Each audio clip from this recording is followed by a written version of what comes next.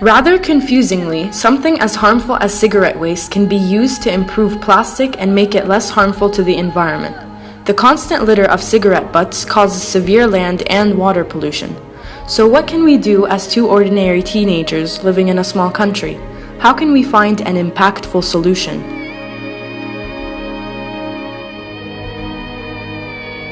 Our names are اليسار and Lina, and we propose to recycle the cigarette filters contained in the cigarette butts, which have been revealed to have a large amount of cellulose acetate fibers.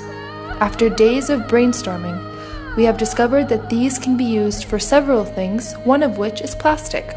In our experiment, we employed it to improve the properties of plastic to make its usage more effective and to make them less harmful in terms of the environment in order for them to last longer. Our aims and goals were to investigate the effect of cellulose acetate ester waste on two different kinds of plastic.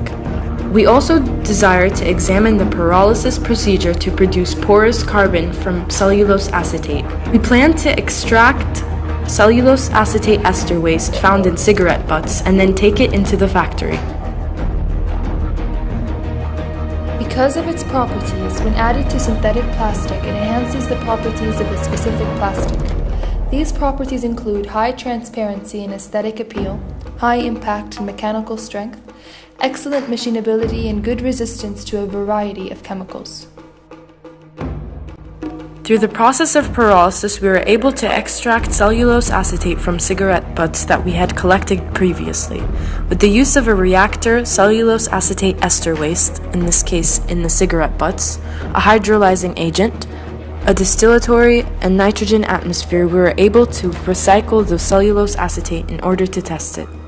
We then added the acetate in different percentages, 2, 5, 10, and 15%, to two different kinds of plastic, polypropylene and polystyrene, in order for us to test the effect it had.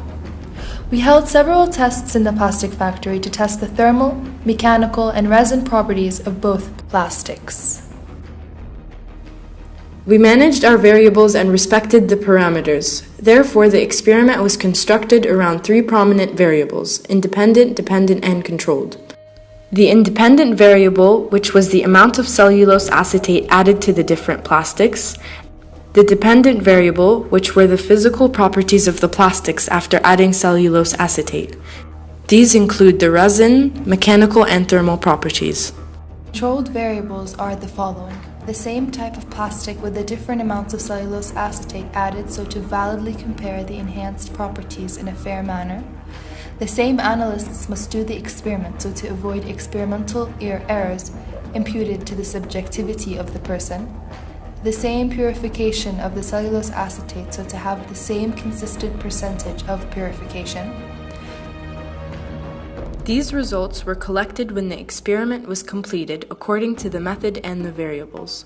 The table proves that when we added greater amount of cellulose acetate to the plastic, the properties of the plastic that were later tested proved to have been enhanced.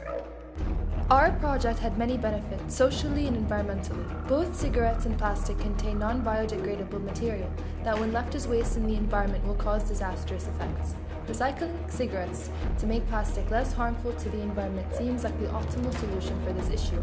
Throughout our project, we worked on this idea by recycling and purifying cigarette filters into cellulose acetate to add to the plastic, which in return enhances its properties, reduces the need for conventional waste disposal, and lowers greenhouse gas production when compared to virgin products.